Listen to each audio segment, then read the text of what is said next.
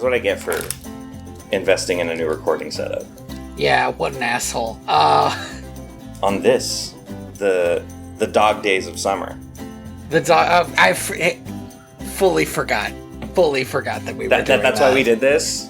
Yeah. Look, man, it's been a month, It's 2 been months? some dog days out here. We're summering. We are summering for sure. Welcome to Direct to Video. VHS? VHS? A podcast where we pair movies like fine wine. I guess I should say it because Andy reminded me. But we're in the dog days of summer right now. We're in it. We are deep in it. Time to summer it up with all the dogs. And we watched All Dogs Go to Heaven, a movie that I knew about from references and people talking about it. This movie's internet famous. I had no idea about any single thing that would happen in this movie, and it was a ride. This is the most roller coaster of an experience. This movie is like a competently made Balto 2 Wolf Quest. It gives you all the same emotions. It is, except that it's well done, and that's strange. I think it's important to get this out of the way up top. The voice acting is good. The animation is, in some places, a little too good. It's weirdly incredible. If I have a quibble, yeah, it's that the character design is so Disney that there's a character that just fucking looks like Cinderella, and the little girl basically looks like what if Snow White was a little girl. Yes, 110% she does. And it's we could have taken the foot off the pedal a little bit on I know that Don Bluth is a Disney guy, but I've seen his other stuff and it's not all so Disney. This is extremely Disney. Yeah, and also it feels almost, what's the word I'm looking for? Discontinuous with the world around it sometimes. Right. 'Cause it's this fucking... Okay, I did have this issue. The woman who looks like Cinderella. Yeah. She is walking, I think, out of a horse track. Maybe they just find her along the way, but it's I associate her with being at the horse track, and it's why was this beautiful, already rich woman at the horse track where they're gonna do all this crazed gambling? And the little girl is so adorable, but it's why is she wearing makeup? Because she's 100% wearing makeup. Yeah, her eyes are purple when she closes them. This is I don't know how to say this in a way that doesn't sound bad. The animation for this child has so much care and attention put into it, but the little details like that, the fact that she is kind of wearing makeup, almost makes it feel fetishy sometimes. It's borderline fetishy. There were bits there's a bit where they're putting her to bed and she keeps on her dress is riding up, and I was why did they draw her dress riding up? That's weird. I mean, it's a normal thing that happens, but I still don't need it in this movie. Yeah, there were parts where I was I don't know where the vibes were on that the animators were doing here. The vibes aren't bad, but they are suspect. right? Yeah, like, I will say it doesn't like ruin the movie. It doesn't make it feel like a creepy movie. It was just like a weird bit there. There's if there's anything if there's anything that ruins the movie, it's probably the 2 to 3, depending on your perspective, pretty racist shit that happened. Dude, it's bananas. I was not expecting to just get hit in the face with racism in this movie. All right, so All Dogs Go to Heaven comes out in 1989. We got to give ourselves some perspective here. Oh, it was the late 80s. Okay. Yeah. What Disney movie came out in 1989? Do you know? Little Mermaid, right? The Little Mermaid. Just to kind of give us some perspective, again, The Rescuers came out in, I think, 77? This movie is extremely Rescuers. I was saying, like, this movie feels like a lot of Disney movies, but if you were to, like, line up the plot and, like, the character motivations, it feels most like The Rescuers. Mm-hmm. There's even an alligator. We'll talk about the alligator. We'll talk about the alligator. Everything was there for this movie to not be this way. You know? Like, you could look at The Rescuers, you could look at, like, you know, that kind of The Fox and the Hound, also weirdly similar to this movie in a lot of ways. Mm-hmm. Like, there's a lot of, like, you know, learned experience that Don Bluth could have pulled from to, like, make this movie good. And instead, this movie really does feel like a first draft, no notes. Dogs barking inside. That's okay. It's adding to it. This is the dog days of summer. It's thematic. Yeah. I'm gonna close this window. This movie is kind of amazing in its absurdity. This was a theatrical release. Yeah, this was in theaters. People grew up watching and loving this movie. It's once again a Don Bluth movie that I would not show to a kid. I would not. No, not in a million years. But it's like, it's so strange that it is the way it is because it's also so competent. Like, so much of it is extremely competent, and you run up against this, like, weird... Here's what it is. You know when you play a video game and you're like, none of these people have ever written before? It really does feel like that.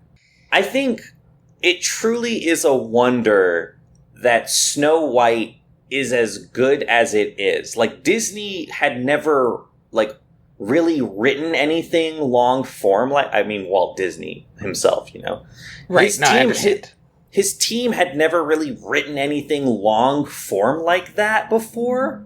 Mm-hmm. But there were people on the staff whose job it was to do dialogue and writing and, like, you know, they really like went all out in that movie. Whereas in this movie, it really feels like a bunch of animators, like, doing the best work that they could, and at no point did a writer step in and go, hey, have we considered writing a movie first?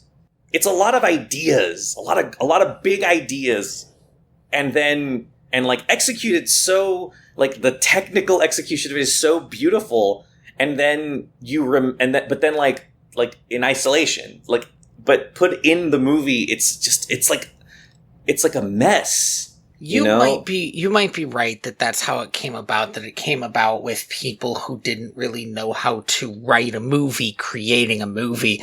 But it does have, I think, one of my favorite things that I've ever seen in a movie like this before, which is Charlie is clearly supposed to be in a redemption arc. Dude.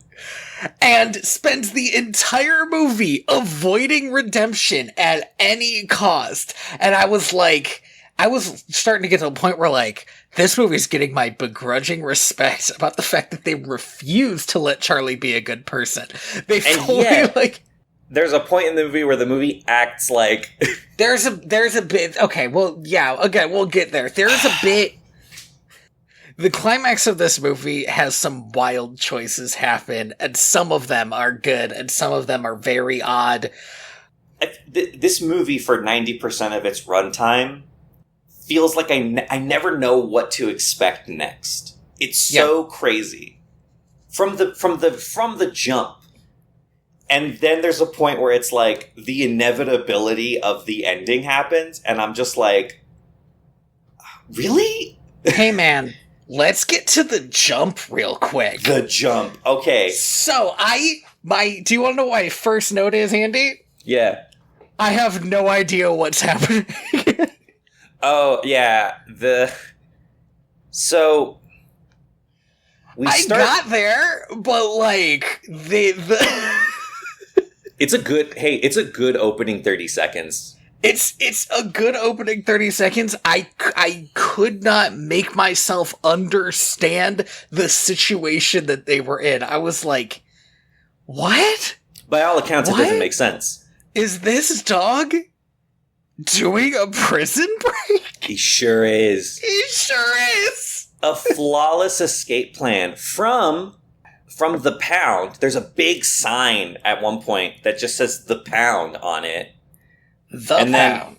And then underneath it says Death Row. Yes. Wow. A wild choice. Dogs get put on death row in this movie.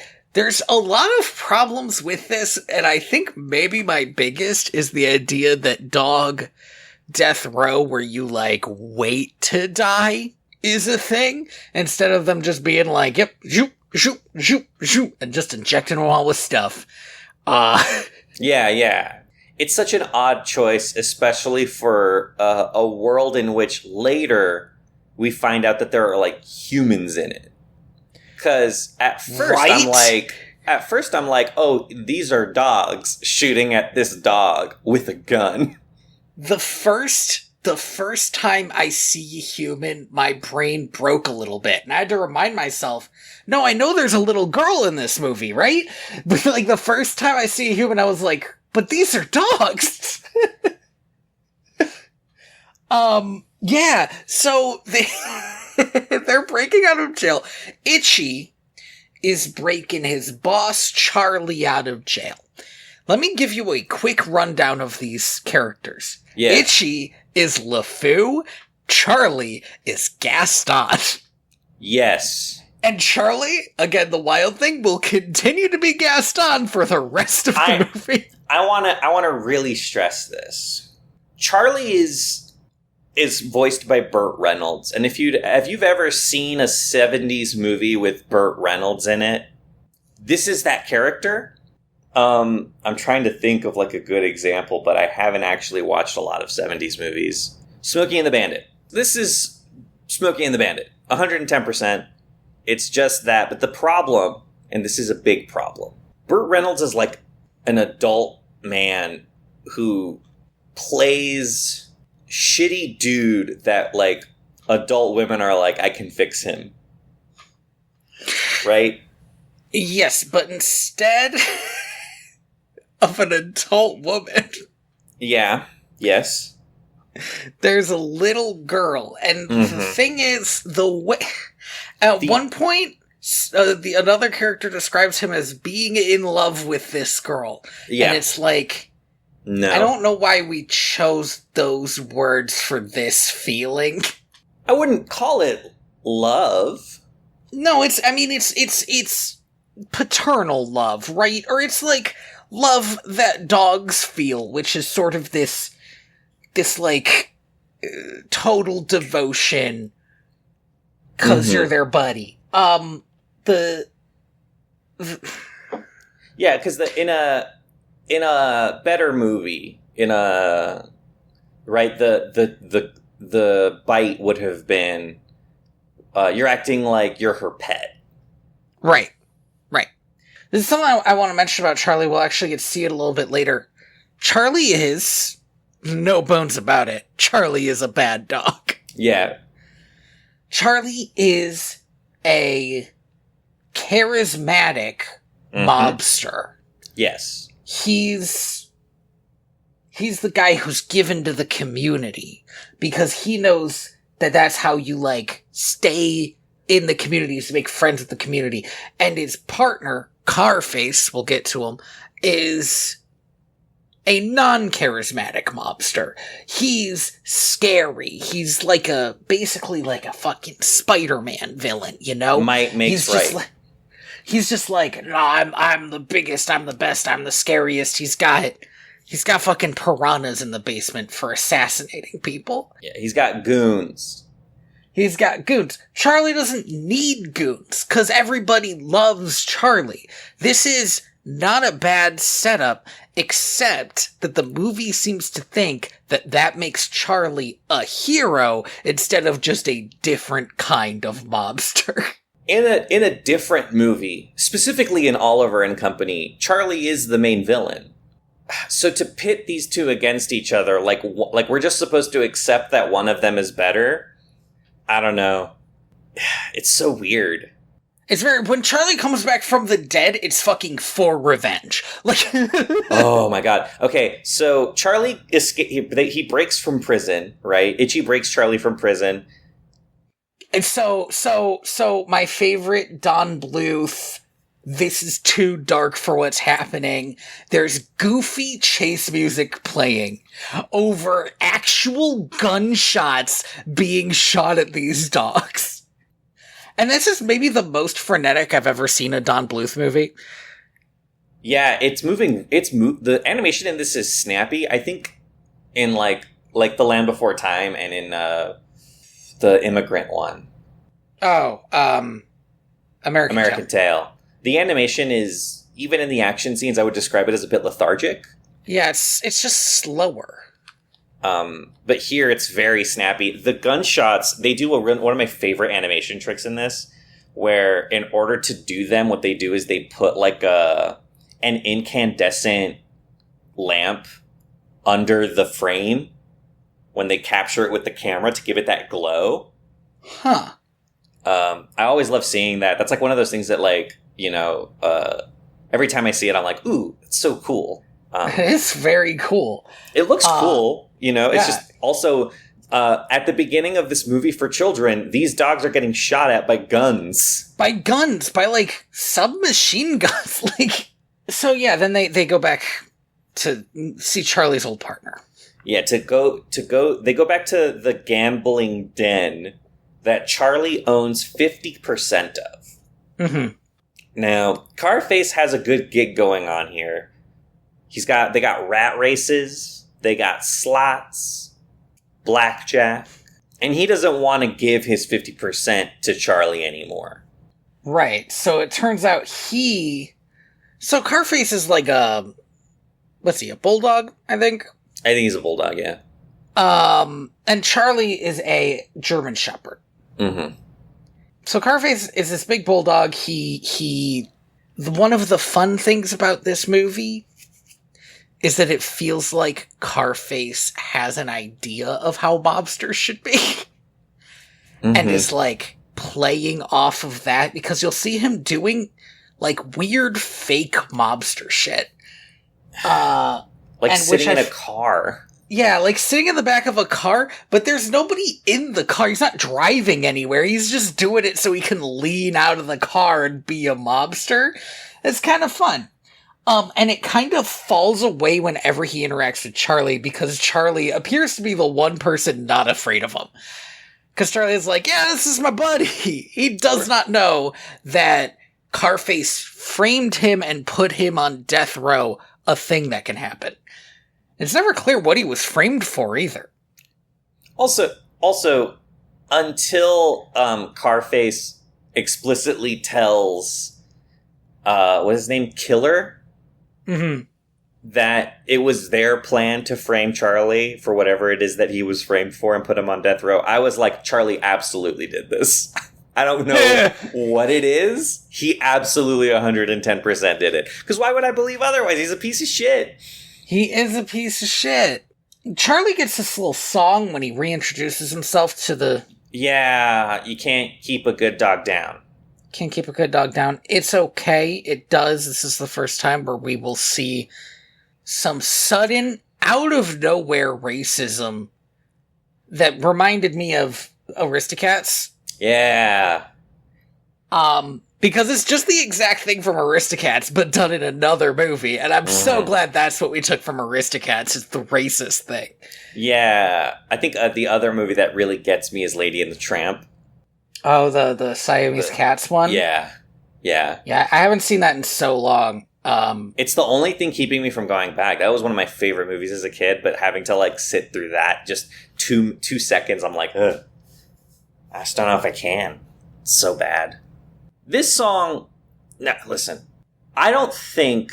how do I say this? I don't know who oversold Burt Reynolds' ability to sing. Because he is not singing. He's doing, like, a spoken word performance. There are moments in this movie where Burt Reynolds kind of sings, and it's all right. And it's like, I don't know why they didn't get a voice teacher for Burt Reynolds if they didn't want to do what a Disney movie did, which is swap him out for a singer.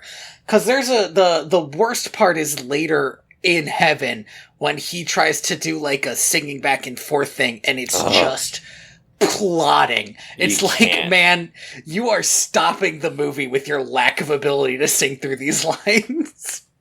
He really, it's you don't pay him to sing. You pay him to be charismatic.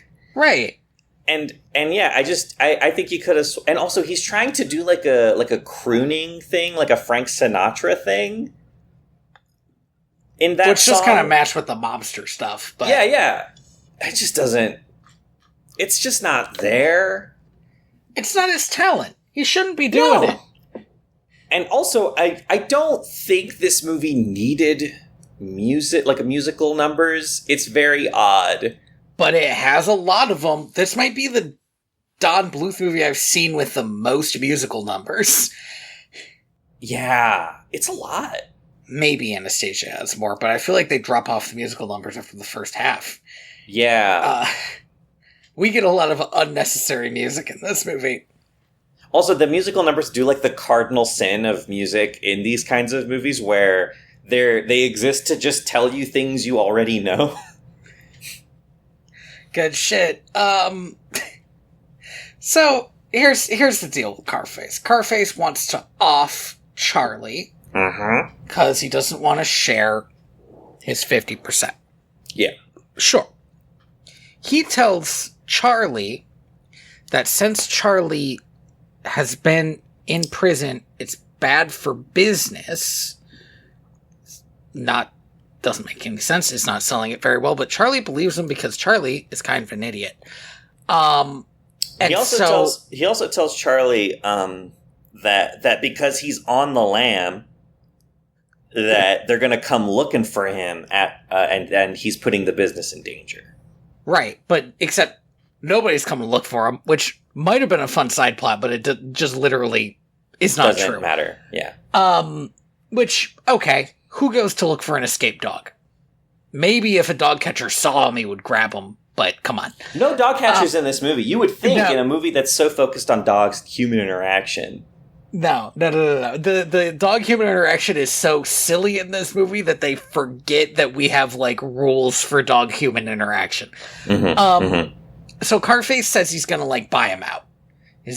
Charlie can take half of everything, and they're gonna throw a big going-away party. And Charlie can leave in the morning. The trick is that he's gonna kill him at the going-away party. They get Charlie drunk as hell. How do I say this? They murder the shit out of him.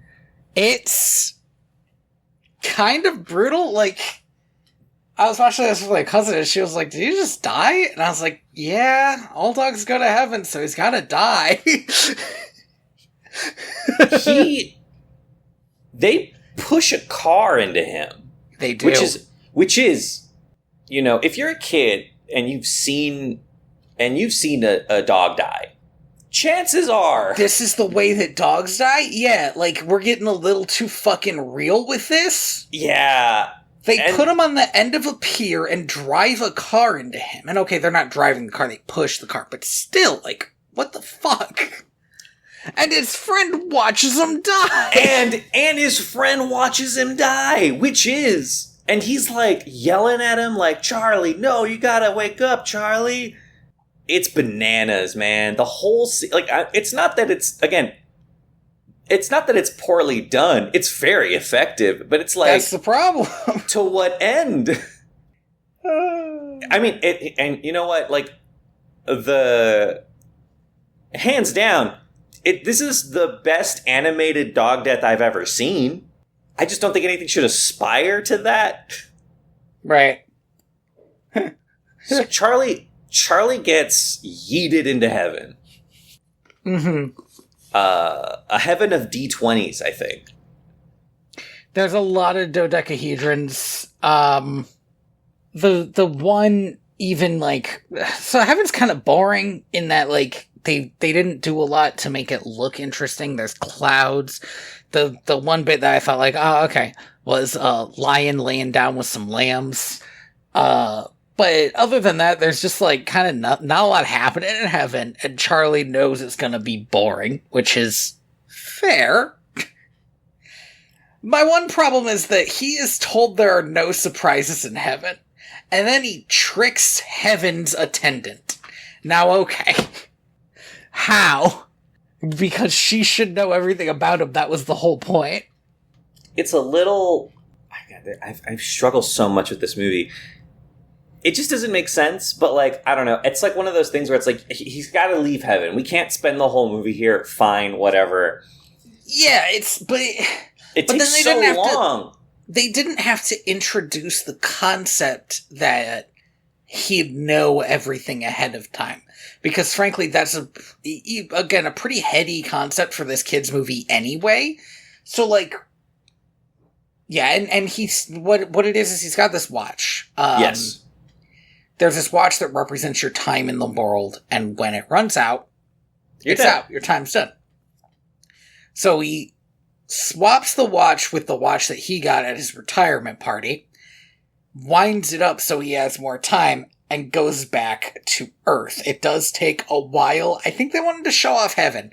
Again, I do think heaven was boring, and there wasn't a lot to look at. Yes. But the name of the movie is All Dogs Go to Heaven. You have to spend at least a little bit of time there. Well, the problem is again, we do spend an entire musical sequence there, which is like...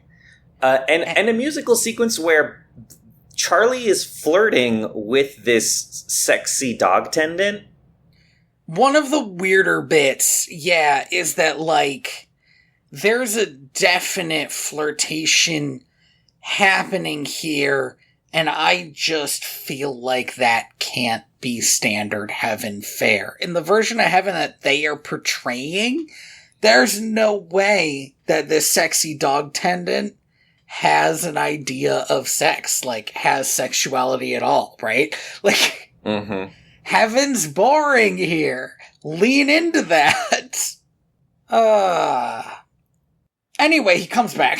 Yeah, he comes back to Earth, goes to Itchy's... Itchy lives in, like, a dilapidated junkyard. Mm-hmm. Itchy is... This, frankly, I don't think comes up again. But Itchy is, like, a tool guy. Like, that's his thing. He's sort of like... He's like Q in 007. I was gonna say he's like Tails and Sonic, where oh yeah, that's a better. That is a where better.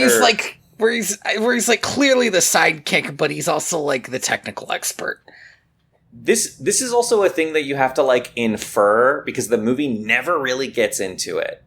Itchy used to have an owner because he's a junkyard dog. Mm-hmm.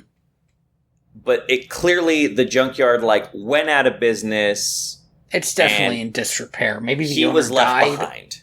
Yeah. And so he is like the most jaded about like humans. Mm-hmm. And it's not until like the very end of the movie that this gets confirmed in any way. Itchy is a weird character because I feel like they spend too much... Okay, there are multiple ways Itchy's a weird character. One, he's so goofy. He's clearly supposed to be like a lighter character, except later he'll be like... Except he's still like a mobster character. He's like a minor mobster, so like the goofy stuff kind of falls off of him. And the main thing is that he's constantly abused by Charlie. Yeah. Oh, yeah. And so like that's your biggest takeaway from this character, is that he's just like constantly abused. There is a scene in this movie that we're going to get to that is like truly heartbreaking and ends in like such a deeply hurtful place for this character. But, we'll get to that. Charlie shows back up here, scares the living daylights out of Itchy. Because, he just watched his best friend die. He's having nightmares about it. Itchy is understandably pretty upset about it, and Charlie is an asshole about it. He is not understanding. I know that Charlie has the ability to emotionally manipulate people, so he could at least fucking try. It's just so, again, callous of Charlie, and I guess that's kind of the main noun that I would use. I guess it's more of a verb that I would use to describe Charlie, is he's just a little callous to everyone around him and their feelings. Yeah. And so, like, Itchy keeps trying to tell him, hey, man, like, we don't have to... You got a new lease on life. We should just go. We should just leave. And Charlie's like, no, I want to destroy Carface. This is a pride thing for him now. He wants to kill this guy. And now, there's a lot of murder in this, a lot of talk of murder and attempted murder in this movie. In this children's movie for kids, yeah. Yeah, and I feel like I'm repeating myself here a little bit, but if you think back to The Good Dinosaur, at no point in your movie for children do you want your hero character to say in no uncertain terms that they want someone to die. That they are going to kill somebody. And do it with their own paws or hooves. I'll say this. That was much worse than The Good Dinosaur, because that was an adorable little kid. No, yeah. Not a creepy mobster. Not a creepy mobster dog.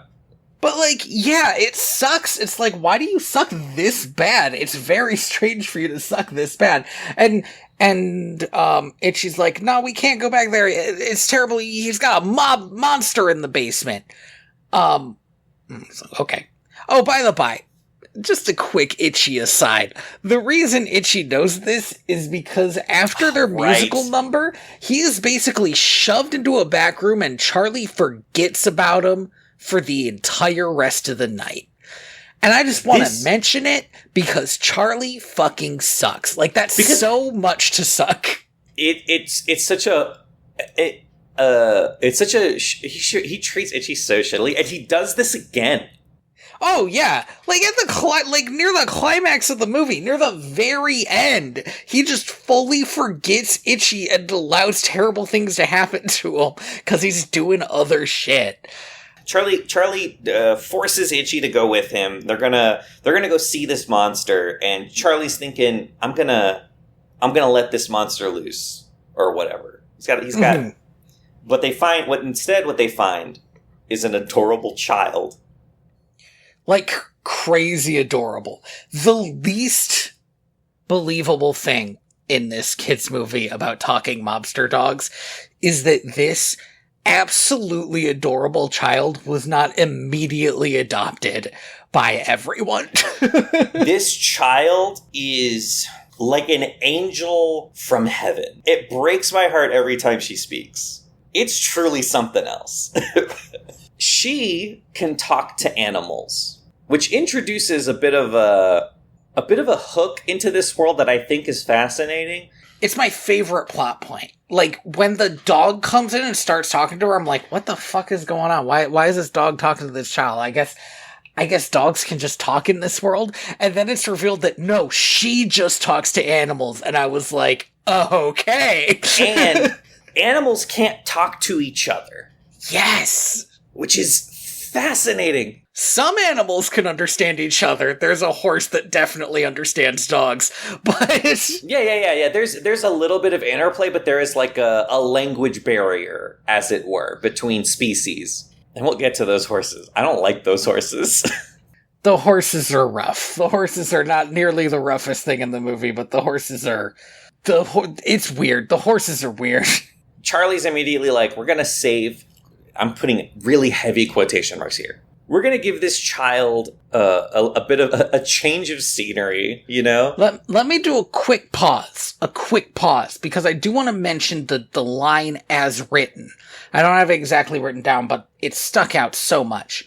He says, we're going to kidnap, rescue this little girl. And it's like, cool, Charlie, I guess we're kidnapping a little girl now. I guess that's what the hero of the movie is doing. It is, what is it, like, same store, different managers? Like, yes. That's what we're doing, right? Like, they kidnap her. I mean, she was kidnapped from an orphanage by Carface. Presumably? I don't know if they ever really get into it, but like... But, so he kidnaps her from Carface, takes her to the junkyard. When Carface finds out about this, he's like doing like car VR? Okay. Yeah. He's using a projector to pretend to drive places.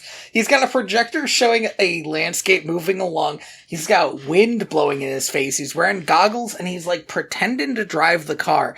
And I'm like, this is kind of the truly fascinating thing about Carface, but I also don't know what they're doing. It truly is bananas that this never comes up. He wants to be a human so bad. But that's not his arc. It's like... No. And I kind of wish it was. Because that would be fascinating. The subtext of the movie. The movie is called All Dogs Go to Heaven, right? The subtext of the movie is that this dog doesn't go to heaven. We'll get to it when we get to it. But, like, I would have loved for the reason that he doesn't is because he's too human. Dude, that's so much. So here's the thing. We didn't talk about this. We're going to talk about it now. We're both Catholic. Or, you know, nominally. Raised Catholic. So there is a moment in this movie where Charlie goes to heaven and then actively denies Christ in his heart and leaves. Yeah, he does. Right?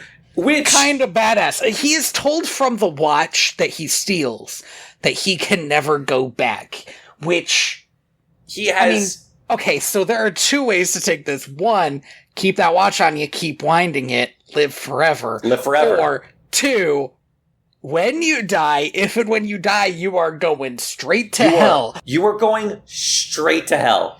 And you will be literally the first dog to have ever done this, because no dog ever has ever denied Christ when they get to heaven. None of them are in hell. So I need to pose a hypothetical to you. Hit me. You know how people have gotten into like giving their dogs these buttons so that they can be like, I want snacks. Oh, yes, you know what I'm talking about, right? The push buttons that talk. Yeah, I'm fully convinced that these are like fake, but you know, like... I think you could train certain dogs to tell you certain things in the same way that, like, sitting next to you while you're eating is telling you, I want food. Yes. Any more than that is internet clout. Like... But the internet, there is a certain part of the internet that truly believes that this has broken the barrier of, like, dog-human communication. If you give a dog a button that says, hey, and you're like, hey, you need to press this button to accept Christ in your life and in your heart, or press this button to deny him. And if you don't give a dog the chance, and right, essentially one button is, she gets halfway through it, she's like, so all I gotta do is press this button to accept Christ into your, and he's just tapping on the other button. Yes. He's dancing on it. Thankfully, in the Catholic faith, you are not supposed to proselytize, right?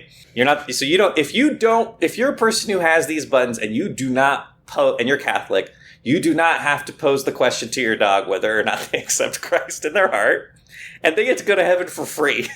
I was taught at my Catholic school that yes, animals go to heaven. This is apparently the canon is complicated on this, but But the idea is they get it for free because they're, like, pure of heart, right? Because they're animals. When is a dog sinning? I mean, a sin? I don't think so. I don't think a dog has the ability to sin. But if a dog has the ability to communicate and actively denies Christ, that's a sin. We need to get a theologian in. Listen, I have been thinking about this for like a week because I saw one of those videos. I've always wanted to do like a Pocahontas rewatch and Pocahontas 2 rewatch with, you know, an actual native person to get like a better perspective. Yeah. And now I wanted to a All Dogs Go to Heaven rewatch with a theologian to be like, so what do you think of the fact that Charlie denied Christ when he went to heaven? You know how in Prince of Egypt, they got like a full panel? I would like a full panel of like different denominations of Christian. Because I know the answer's going to be different. Oh, we've got to move on, man. Sorry. So we cut to a moon that is just too big. I'm good. Sorry. Go on. Charlie puts this little girl to sleep, and truly, this is the most pathetic child I think I've ever seen in cinema.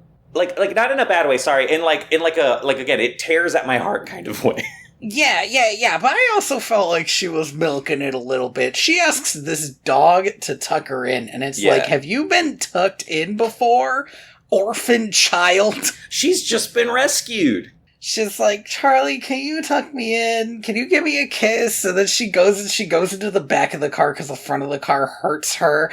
She's like, I want to sleep back here. And he's like, okay, fine. And then she starts praying to God. Thank you, God. Okay, Thank you for sending Charlie to save me. That bit was very funny, where he was like glaring at her like, go to sleep, while she was like, and bless Charlie, and bless Itchy. That was good shit. It's a great scene. Truly, it is the most functional scene in the movie. It's so good, and immediately this child is pathetic, sad. This child isn't stupid. Instantly, she's like, "You're fucking lying to me." Immediately, they are at the horse track, and they can't get her to talk to any of the horses because she's like, you're just like Carface. This is the same thing. You just want me to tell you who will win so you can make a bunch of money.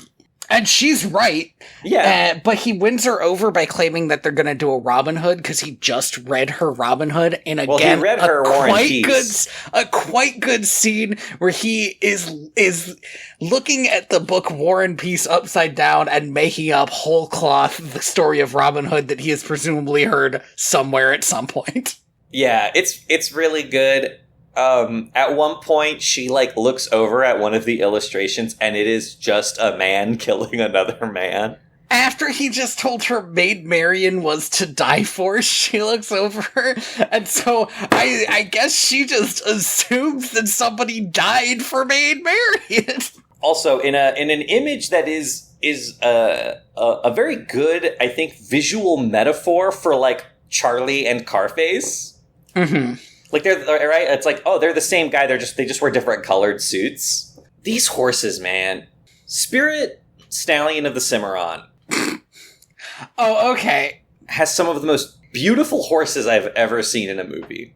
It's so rude to compare this movie to that movie. Is so it? Mean to this movie. I will say this. I thought of this as I was watching it. I thought every animated horse is your favorite character in every movie they're in. Yeah. Mulan, Spirit, absolutely. Yeah. Tangled, like Road to El Dorado. Every animated horse is amazing, and you love them. And these horses are so weird, man. They're so weird. They are so ugly. You know how you can tell how somebody feels about a clown based on how they draw them? I think this person hated horses. At the very least, this person's got whoever animated these horses has really complicated feelings about horses. Uh-huh. Anyway, we find out from her talking to these horses that it is, and I wrote this down, the Grand Chahi's birthday. And the camera pans to the oldest... Why is he still racing? Ugliest...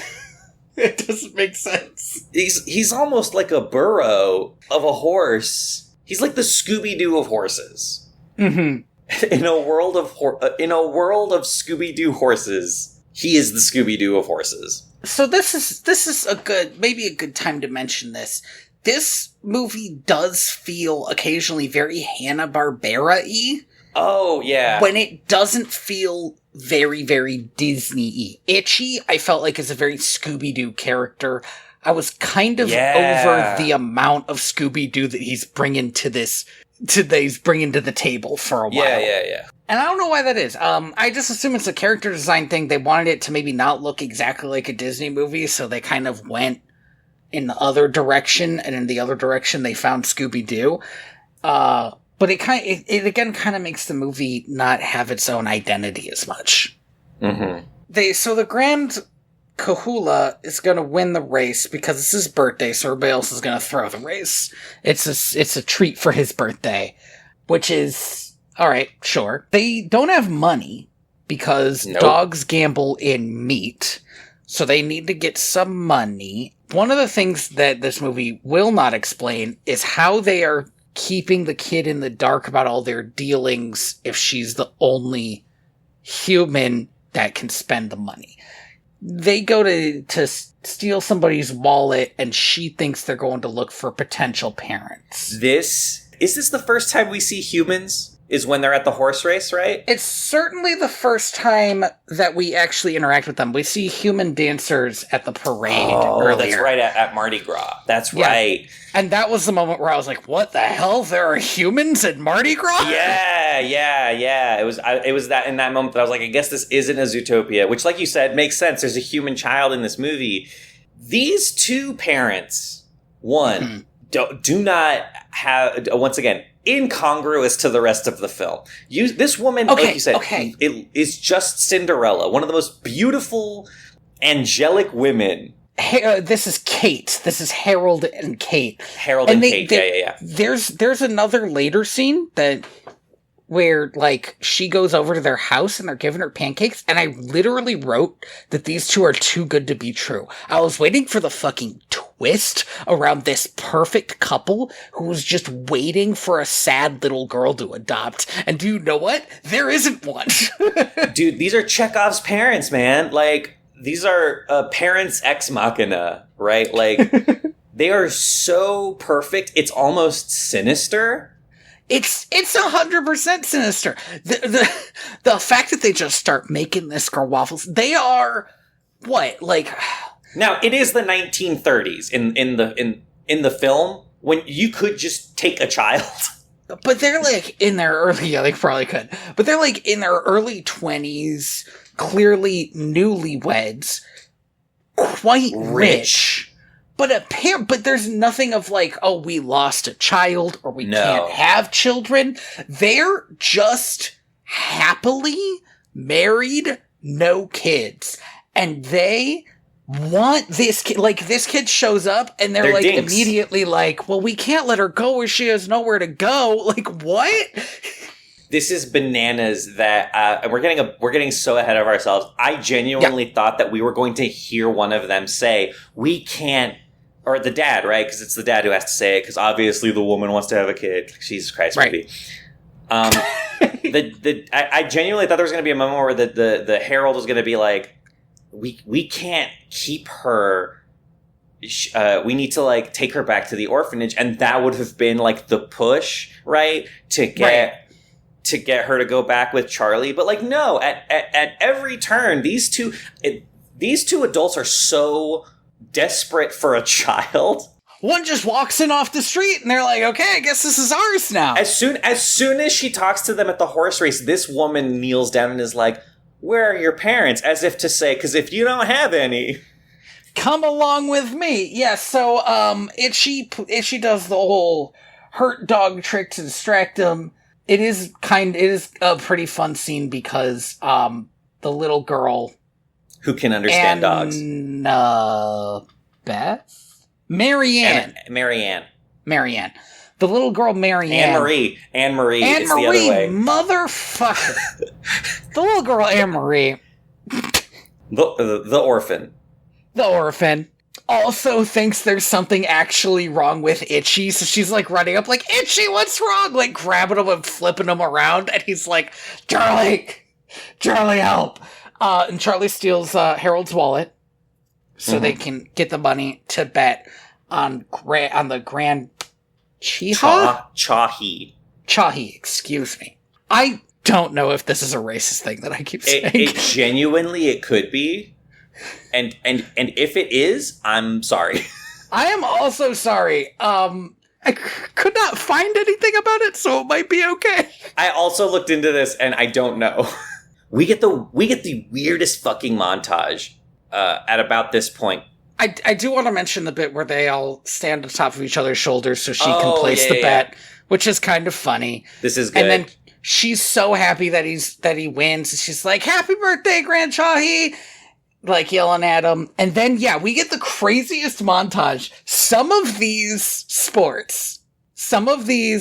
animal blood sports, okay, to be fair, they're not technically blood sports. They're mostly races. Actively allow and encourage child participation. Yeah, the 1930s were a wild time, man. I don't know. It's a montage of like all the different animal sports that they are winning because she can talk to the animals. We got a frog hopping. We get a turtle race. We do get kangaroo boxing. Yeah, that was like our closer. That was how we closed it. And the entire time they're raking in the dough, and she's just getting sadder and sadder. She's so sad, and we are made to understand that the reason is because they are not actually helping people. They get her a whole new wardrobe, and then her clothes don't change for the rest of the movie, and that made me mad. But also infuriating to me. Why did we get her a new wardrobe if she's gonna be wearing the same shit? Again, it makes the entire scene feel fetishy. Also, the implication then is that Charlie took her to a clothing store, had her try on a bunch of clothes, and then was like, well, I'm not gonna buy these for you. That's expensive. But they walk out with a bunch of boxes. It's weird. So what Charlie does, and this is the wildest thing, I thought he was going to let Carface's operation collapse under him so that they wouldn't have to worry about him anymore. No. But instead of doing that, he just opened his own club. And he calls it Charlie's. What are you fucking doing, Charlie? I know what he's doing. He's putting Itchy in immediate danger. Yeah. He does this, and immediately Carface is like, I'm pissed that Charlie isn't dead.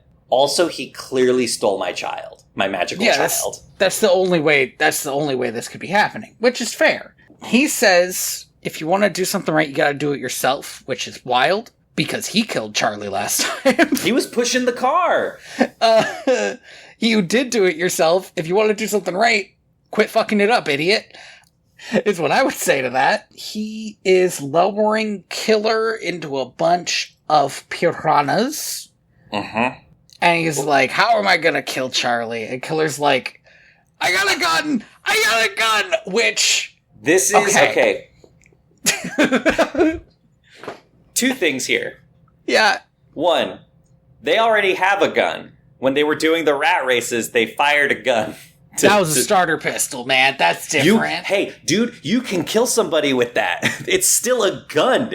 You're right, they did have a gun at the start. I wish they didn't, because I actually love the idea that these mobster dogs are like, shit, you have a gun? Dude, what? Because that was like the best. Carface immediately stops lowering him and is like, what kind of gun? And again, this is truly like the perfect metaphor for the incongruity that this movie has. The unshakable contradiction.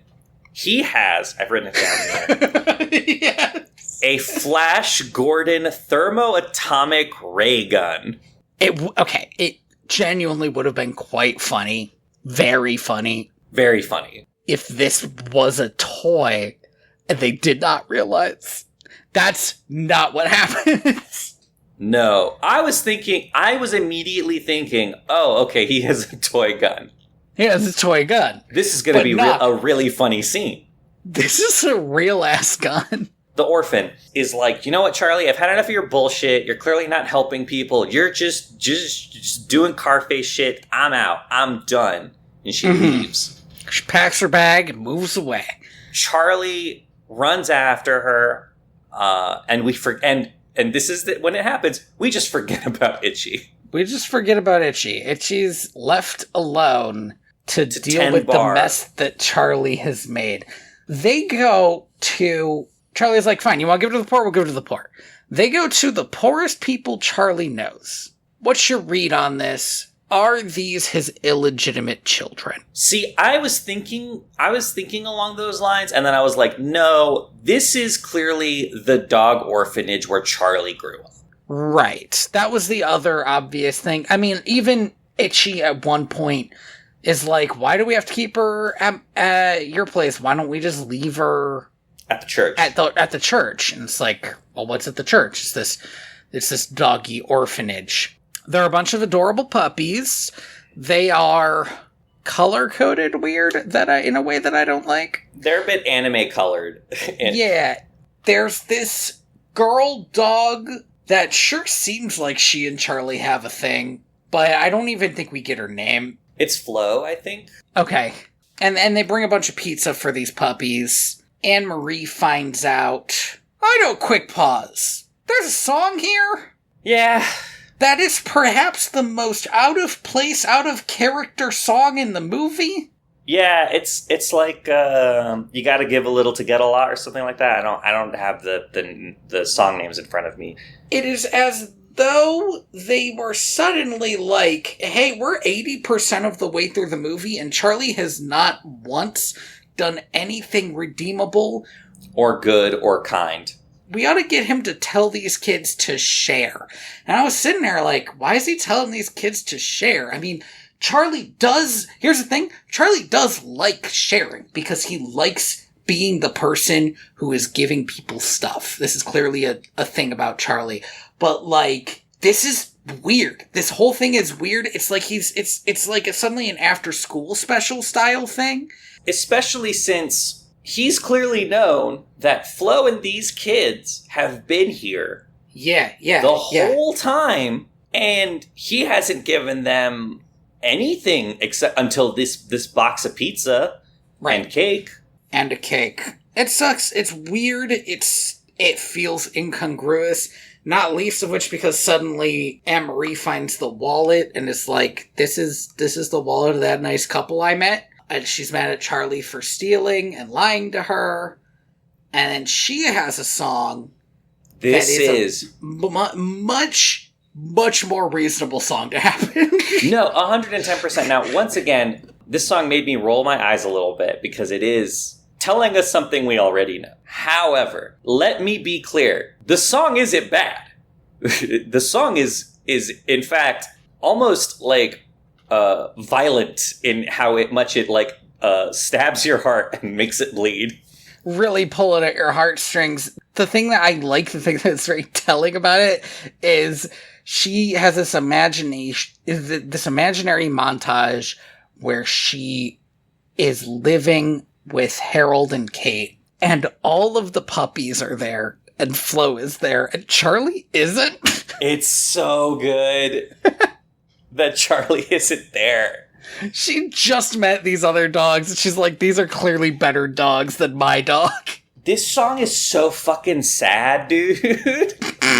And she's like singing to the moon, and the other puppies are showing up, and they're like cuddling up on her because they're like, yeah, we all wish we had cool parents. Yeah, wouldn't that be cool? There was a cool parent around for us to have.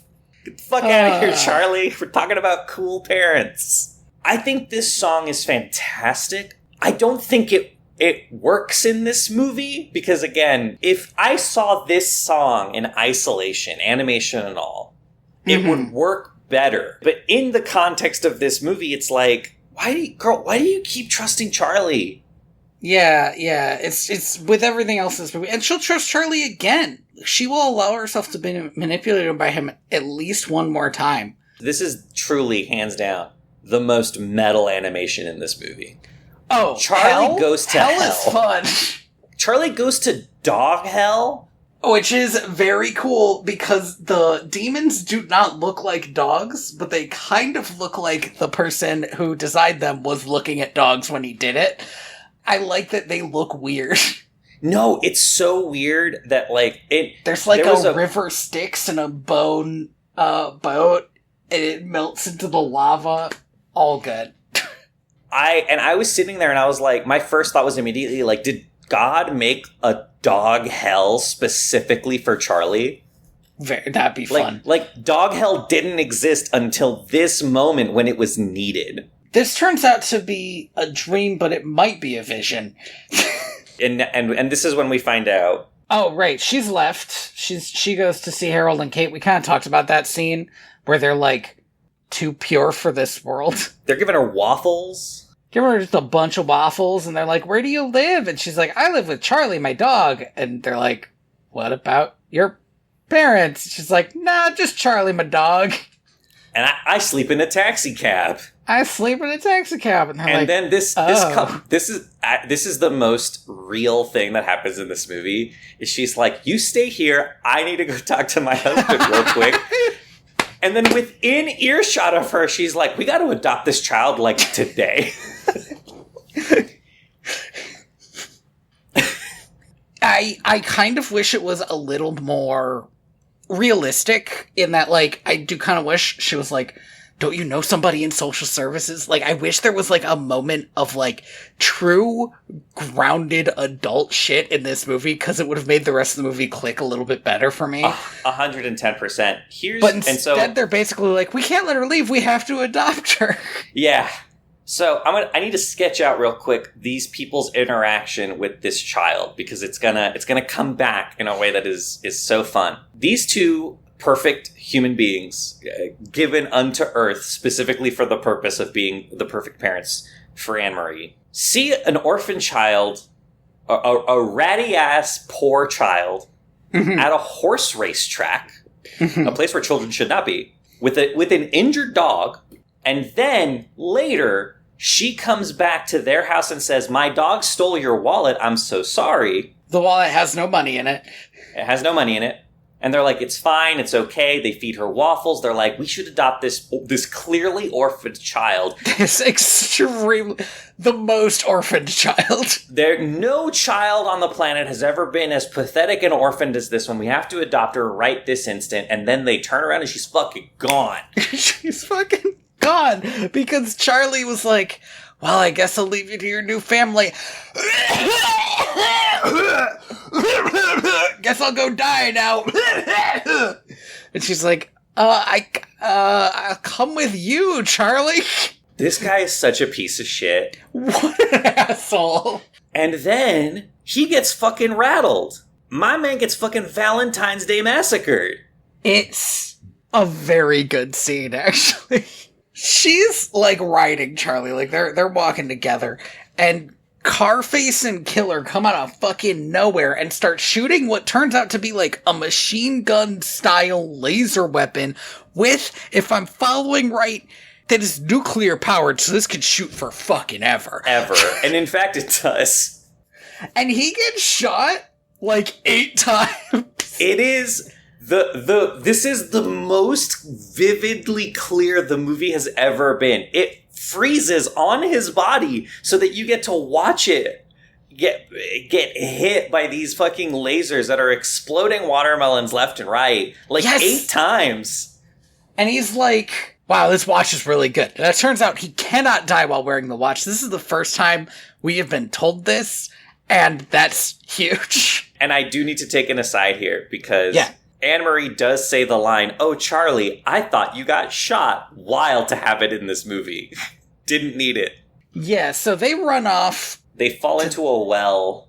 Right, they're like they like go to hide out in like this old like parade storage area, and the ground just collapses under them, and they fall into this well. And there's some fun Native American racism that was... I mean, I've seen worse. As well, say. Yeah. But it does make me wonder if it is a reference to the third Fievel movie that we never watched, where there are Native American mice. I also thought that living under New York. We also get another kind of racism. I wanted to talk to you about this because I was watching this with my cousin, and she was like, woof. And I was like, yeah, I'm having a time with this one. It's not a sort of... I had a hard time saying this is definitely racist, only because I don't see racism in this way. This is, like, not a caricature of a person that I have seen outside of, like, 30s stuff or occasionally Japanese stuff. It is very old school, right? Because the idea is that we're talking about the alligator. So there's this alligator, and... Does the alligator have a name? Probably. Princess and the Frog has a black alligator who does not feel racist, so I know that you can do it. In fact, that alligator is an homage to Louis Armstrong. Out and out. It's called Louis, it plays a trumpet, the whole deal. Right. This alligator has... It's just King Gator. That's bananas. Listener. Have you seen the Pokemon Jinx? Oh, yeah. This is, Or perhaps, if you are an older listener, the sidekick from Spirit, the old comic series. They used to do this thing with black people, where when they would draw them, they would give them the largest, most absurd lips, and it was very odd to see that on an alligator. In a movie that came out in 1989. Way past when this was, like, done, I feel like. And just to kind of, like, really put the final nail in the coffin in this, if you've ever seen, like, King Kong, he has a bone through his nose. Because he's a voodoo doctor, you know, like a black person. He does have a bone through his nose. He does, yeah. I do not want to take away from the performance of Ken Page. This was the difficulty of the character, which is like when he first shows up, he's like, "You look like a good gumbo," and I was like, "Holy shit, what are we doing?" And then he starts singing, and I'm like, I think I kind of like this guy.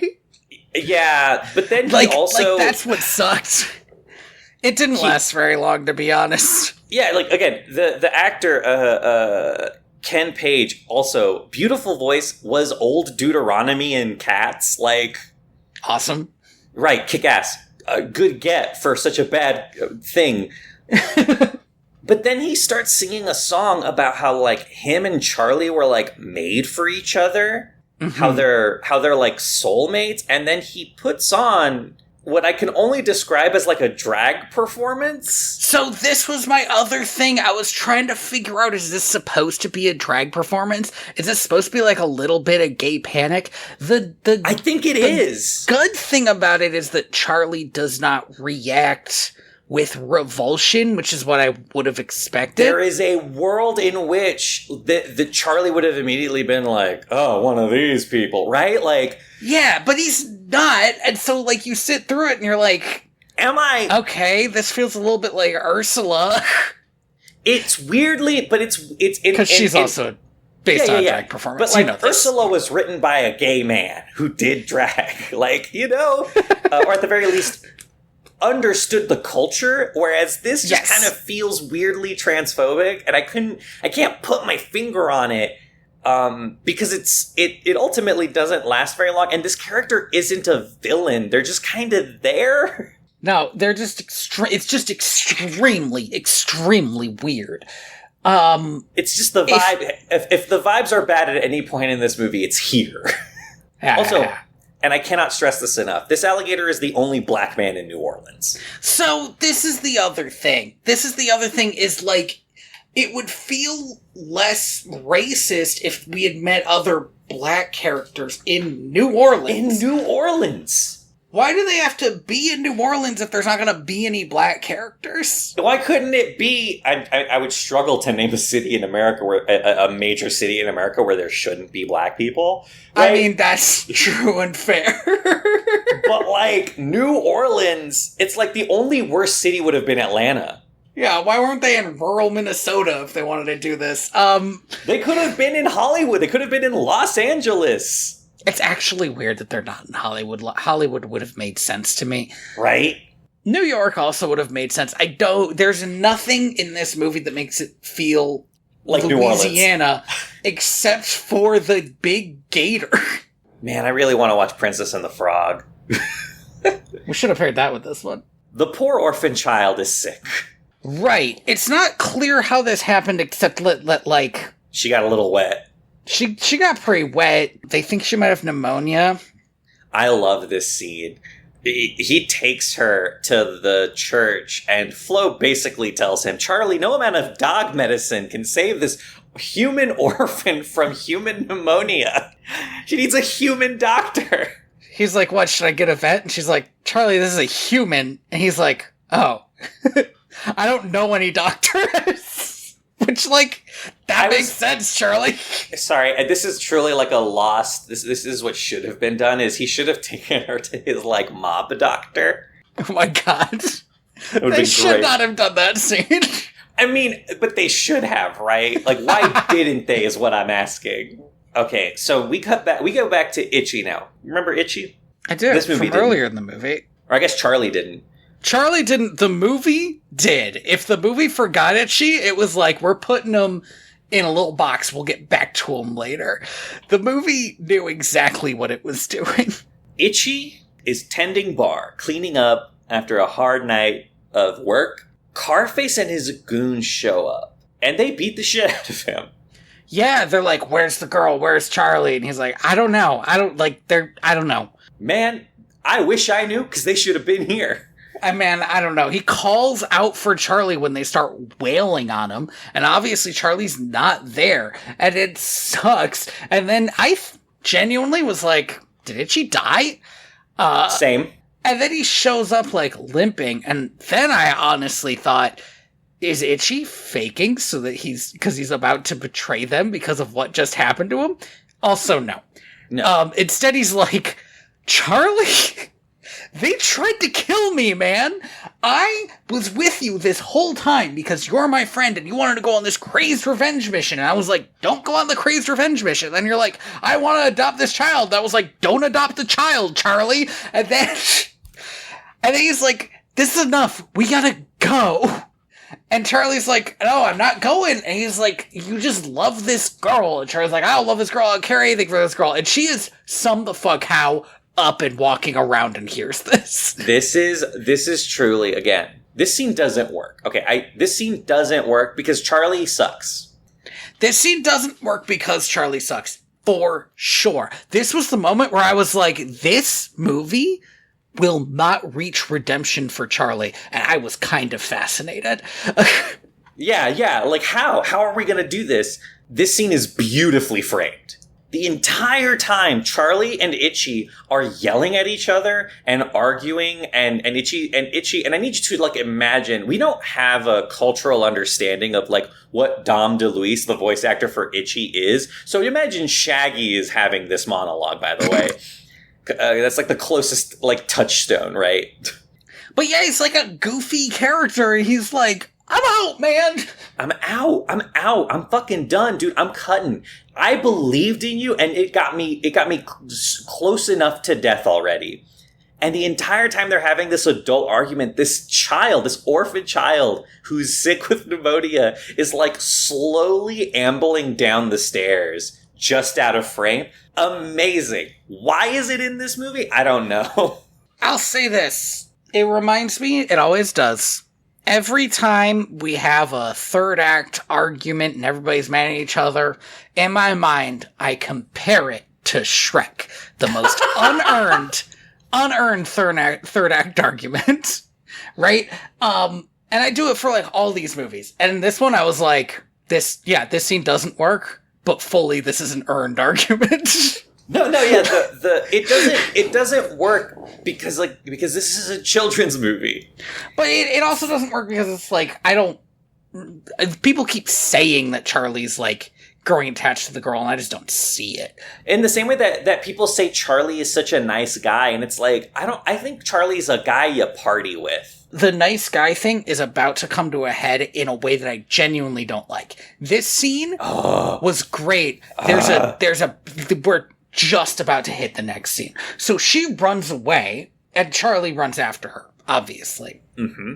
And Flo tells Itchy, who genuinely did not want this to happen, which was kind of another twist for me, to take her like little, I forget what it is, like a teddy bear, little stuffed animal, and take it to the nice family because they can help her. She gets immediately kidnapped by Carface. She runs off and we hear a scream, and it's like, okay, I guess that was his. Not just a scream and then his right? Yeah. Like, it's weird. Itchy goes to see these dogs and was like, where's this house? I need to find this house. And they're like, why do you need to find this house? And he's like, there's a little girl and Charlie's in trouble and I gotta go. I gotta do it. And they do kind of a little midnight howl thing. Yeah. And at first I was like, okay, I love a midnight howl. Because do you know what, Andy? I do love a midnight howl. It's such a fun idea. But this one, I kind of hated it because Charlie should have, let me count on my fingers, one friend. He is not allowed to have every dog in the city come to his aid, because if that's gonna happen, he's gotta be a way better person than this. Like, he's not. He just isn't worth all of this effort. And he's not. Now, you could say maybe they want to save the little girl. They don't fucking know the little girl. They only have Charlie's right-hand man's word that there's even a little girl.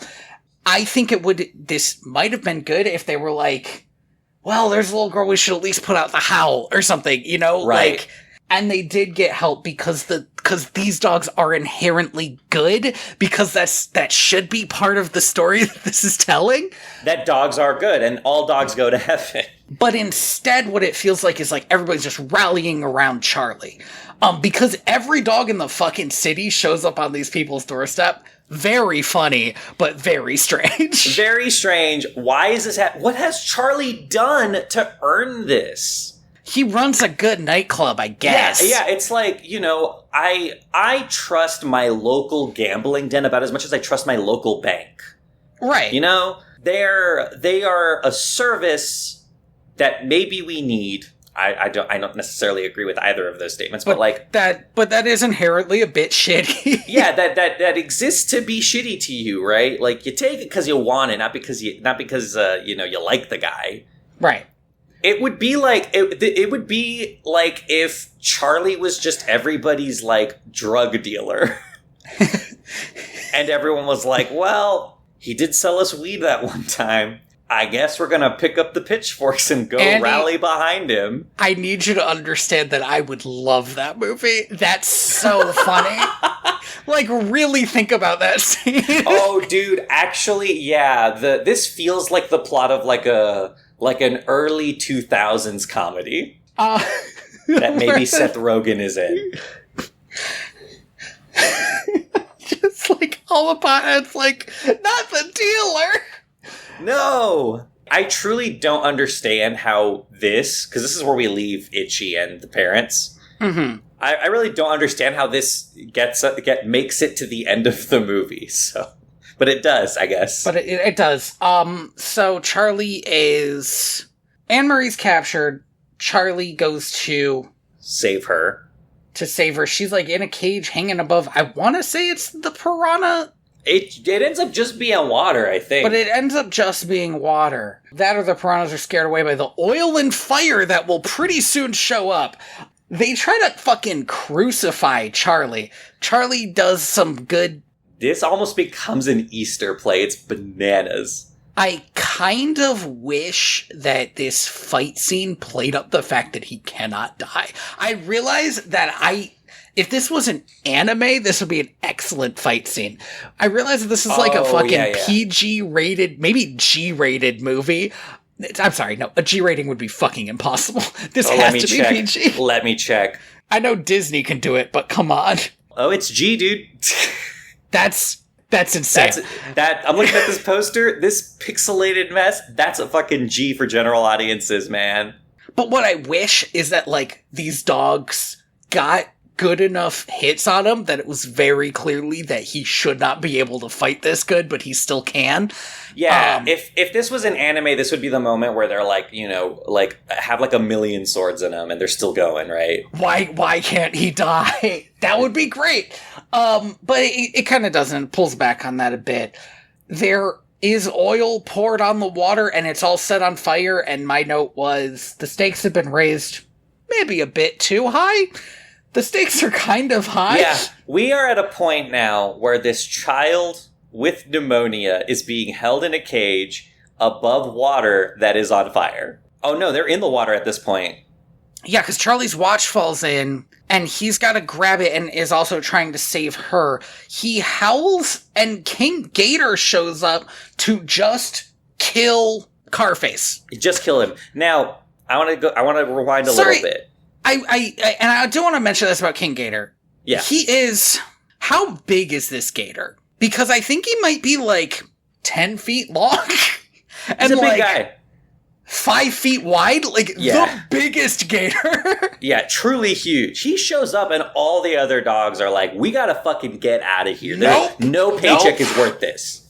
Yeah, they leave. Okay, yeah, sorry, rewind. All right, rewind a little bit. Now... There is a moment in this movie where, you know, the dogs go to get the humans, and then this dog, who wants to be a human, is cackling maniacally while threatening a child's life, and also nailing Charlie to a crucifix, where I was like, in my brain, I was like, if it were me, what would be like a poetic ending for this dog? And then I turned to May and I said, is this dog going to get shot by a human with a gun? I didn't know where else this movie could go. That wouldn't have been a bad move. I mean, it might have been a bad move, but... at this point, right, again, like, what are we losing? What are we doing here? Carface ends up getting, presumably Captain Hooked by this alligator, right? I mean, Captain Hook survives. Well, I guess he does, huh? I want it clear. We see Carface later in heaven. Carface is dead. we do in fact see this motherfucker in heaven, which is, again, bananas. It's bananas, but they also make it very clear that he's gonna go to hell. This scene, Charlie, he loses his watch, he's saving Anne-Marie, he's trying to save the watch. You remember that scene in Spider-Man? Where the Green Goblin is like, are you gonna save the bus full of children or Mary Jane? Right. Choose! And you know how in that movie it's a little bit much? And Spider-Man's like, well, I'm gonna save both of them because I'm fucking Spider-Man? Because I'm fucking Spider-Man and we're just not doing the comic thing where she dies. Yeah. This is the most contrived Spider-Man choice I've ever seen in a movie. And I've seen Spider-Man, right? Like, I'll say this, the movie could have conveyed a little bit better that if Charlie doesn't have the watch, he has maybe seconds of life if he's not actively touching the watch. So he's fumbling with the watch and fumbling with this girl, and he pushes the girl away, he gets her out of there. This is the most fucked up, this is the most fucked up way to handle this, truly. What he should do, it's wild that he doesn't, but this is close enough to his a final act of heroism that they count it.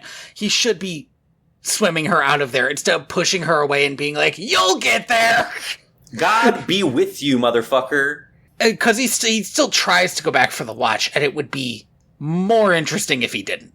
But this movie has a message, and I figured out the message when we see Killer, guiding her out. Because, and I was sitting with my cousin and she was like, why is this dog doing it? And I said, well, Killer isn't a bad dog. There's one bad dog in this movie, and it's Carface. The message of this movie is that even the shittiest dog is a good enough dog to try to save a little girl. Like, that's the whole message. Is that Charlie does not get a redemption arc. He proves that he is not so utterly terrible that he would let this girl die just to save his own life. That's it. But, like, he does, though. No, he saves her. I'm gonna allow it. No, yeah, but that's the thing, right? Is the movie is crafting like a fucking puzzle box, right? where this is the only thing that Charlie could have done, but like it's, how do I say this? It's made up. It's fake. It's not real. They could have written a different ending, right? They could have written the whole movie differently, but like they could have done that. I agree with you that what this movie wants to say is that no dog is so callous and cruel and evil that they would not try to save the life of the child. However, two things. One, dogs are animals. Dogs will absolutely kill a child. Wow, Andy, it's like you didn't even watch this movie. Two, within the framing of this movie, Charlie is not her dog. Charlie is her shitty stepdad. And this movie is kind of saying, listen, it doesn't matter how shitty your step-parents are.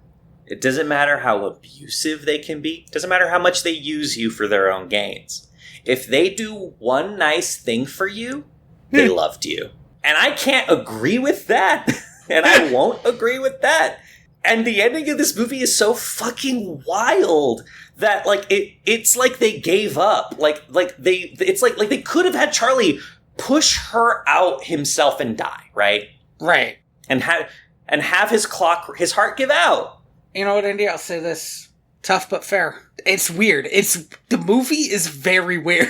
It's weird that this is how they ended it. It's weird that at the end, they couldn't allow him to make the actual selfless choice. They couldn't, because they knew. They were like, this character sucks too bad. It wouldn't make sense. But then they stuck with the ending anyway, which is just the ending of Constantine. I did not know that. Does Constantine die in Constantine? Yeah, dude. Oh, man. In the movie Constantine dies.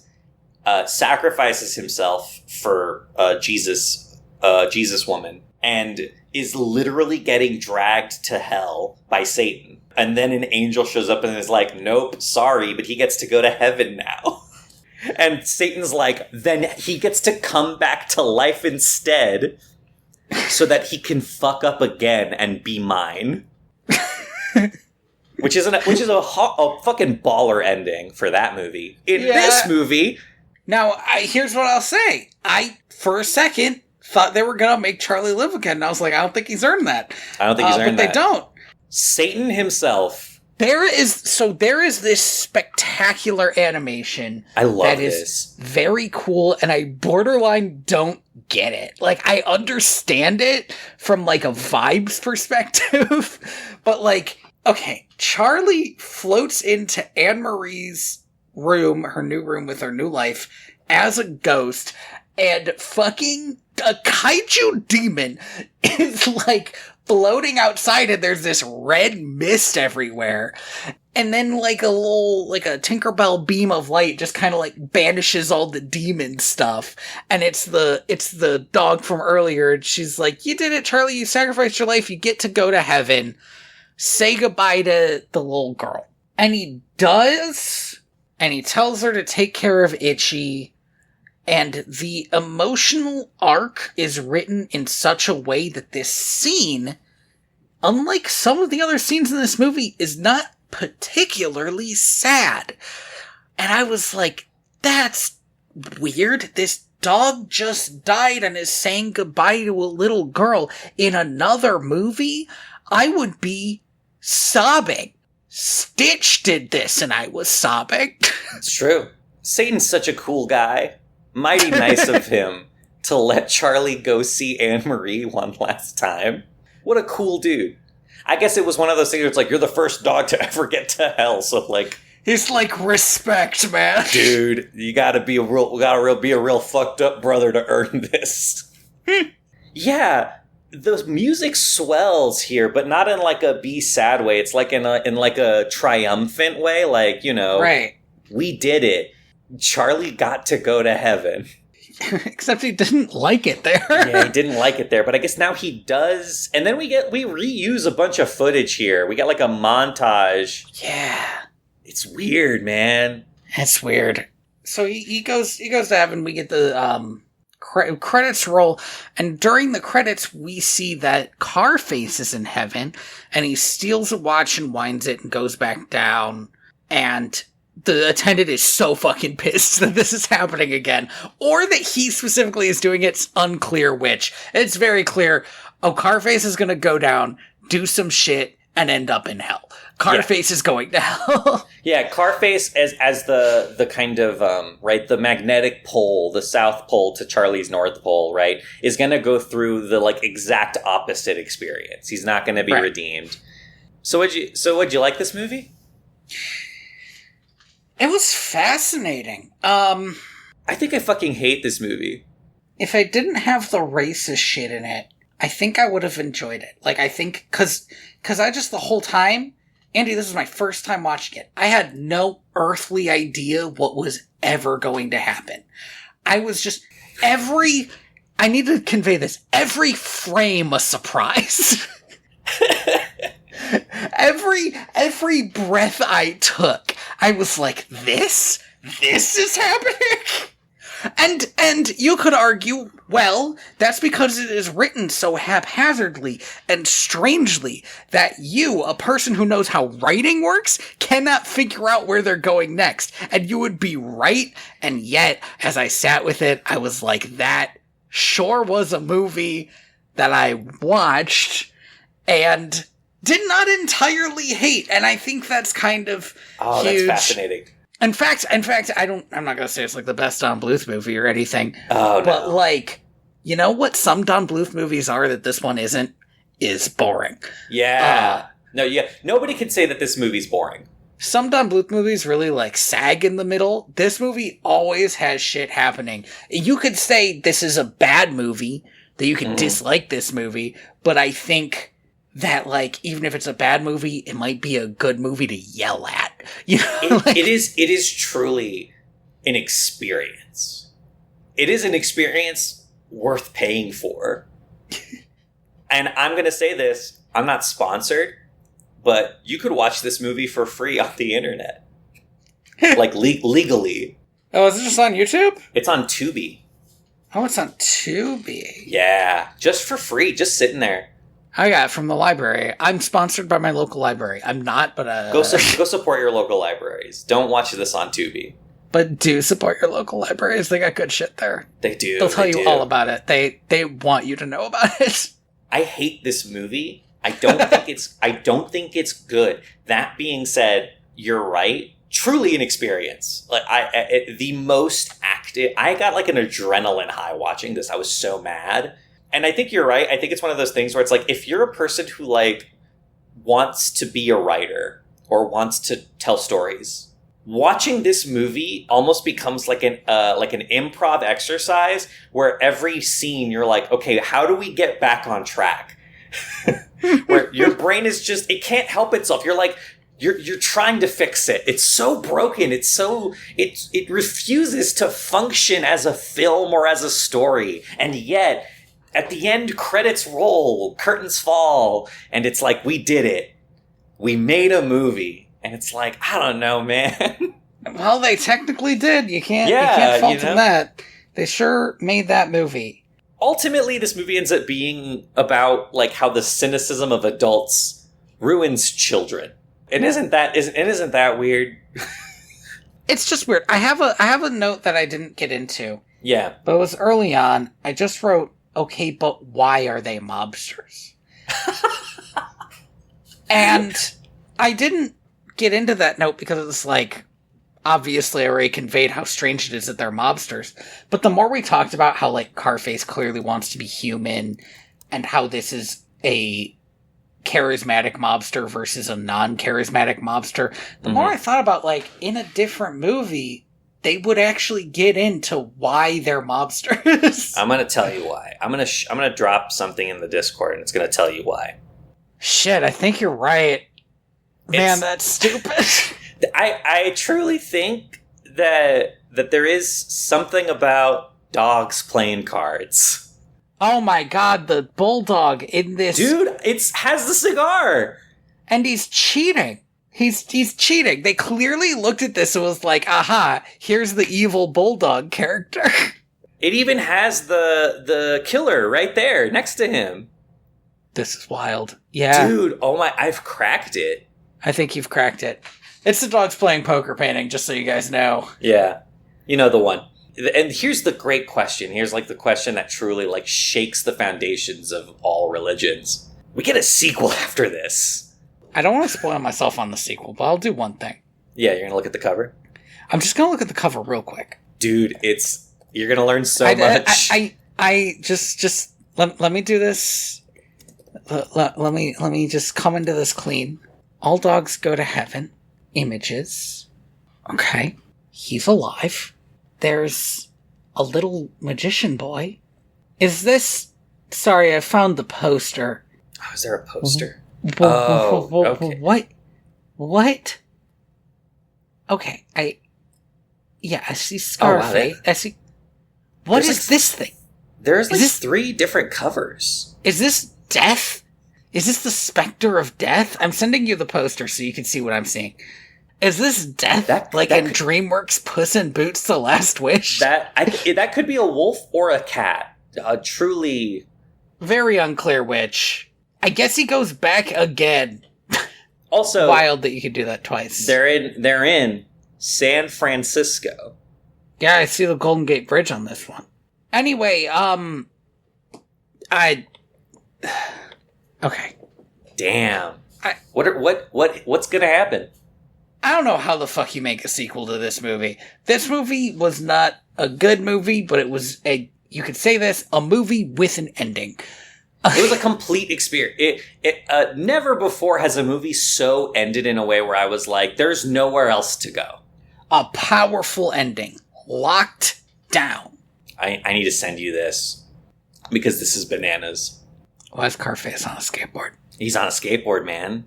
Skateboard face. What? Okay. Why is any of this happening? We're sure gonna find out. The best thing would be as if this never happens. I think there's a decent chance this never happens. Thank you for listening to Direct to Video VHS. I have been your host, Tony Robusto. I have been your host, Andy Reyes. You can find me on Blue Sky at TheaterBats or at inspiredbytrueevents.org. You can find me on co-host as Digital Sous Chef, because my other username was taken for some reason. Damn. I know, right? Who's out there? And they're not using it, you know? Oh, I see. They're just sitting on it. All right. I'm not going to pay them. I don't have money. They're going to charge you $50,000 for that username. You can also find my my other project on YouTube at Ethical Games Journalism, which is Project Revolution, where we're playing every Wii game in release order for an hour. How's that going? Well, how are the Wii games? We just played. I put out The Grim Adventures of Billy and Mandy, and by the time this is out, our episode on GT Pro Series should be there. A lot of racing games on the Wii. Not a lot of good racing games on the Wii. They were released to Wheel, I seem to recall, so that makes sense, actually. But it's fun, you know? It's honestly, I think the biggest thing for me is just, you know, it's a good time to just kind of go back to that era of video games. Mm-hmm. And it's kind of just see it, you know, with adult eyes. With new eyes. Yeah. You can find the podcast on YouTube or at direct2.video. Sure can. And you can leave us a comment on YouTube or rate us on your favorite podcatcher or your least favorite podcatcher, if that's Apple. Our theme is Homeward by Scott Buckley. Thank you to Scott Buckley. And it should be playing right now if all has gone well. Well. I think it would have been really great if in this movie, Carface turned to look at a skateboard on the wall and was like, not this time. You mean like what happens in Iron Man? It doesn't matter. I am the ghost of John Smith.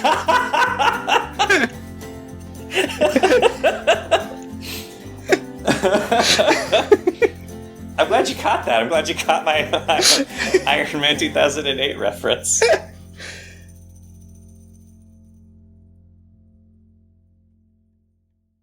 Hey, I have terrible news that I have discovered. No. Terrible news, a huge concession. I feel like this has to be recorded. I need to say it out loud. Uh-huh. Years ago, you went to Chicago. Yes. Do you remember how you described the water there? Cold? No. You described the water as fatty. Oh, weird. And I was like, that's the dumbest thing I've ever heard. I'm pretty sure I came down on you pretty hard about it. Oh, okay. I went to Cleveland, and I have wild news. The water there is fatty. Here's the thing is it's been so long, I don't know what I meant by that. Like, I can't bring up experience. I think I know what you meant. It's that the water is so, you're used to getting water from, like, rock. Yeah. So even if you don't notice it, it has a lot of stuff in it. Yeah.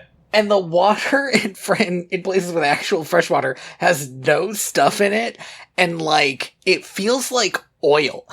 On my lips. It's a little too smooth. If I shower in it, I feel like I'm gonna fall over. Yeah. Cause it was so funny because I was like, I did not remember that this is what water's like. That is absolutely what it is. 110%. Because my parents actually have, they have really hard water compared to where we live. Mm-hmm. And I always forget until I go back to visit my parents, and then I take a shower there, and I'm just like, oh, I just don't feel as clean. Well, I'll tell you one thing I found out that was kind of fascinating. Yeah. Not for this to become the hard water podcast, but I found out that the reason my zits cleared up is because hard water really fucks up it really just dries you out.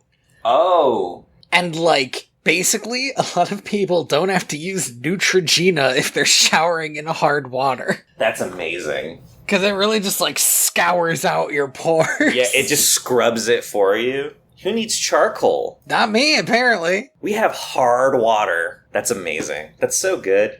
Okay, we should do time.is. Yeah. Water podcast done. Yeah. Fatty. What an interesting word. Yeah, I mean, you can understand why I was like, what the hell does that mean? No. Yeah, hearing it in retrospect, bad choice of words.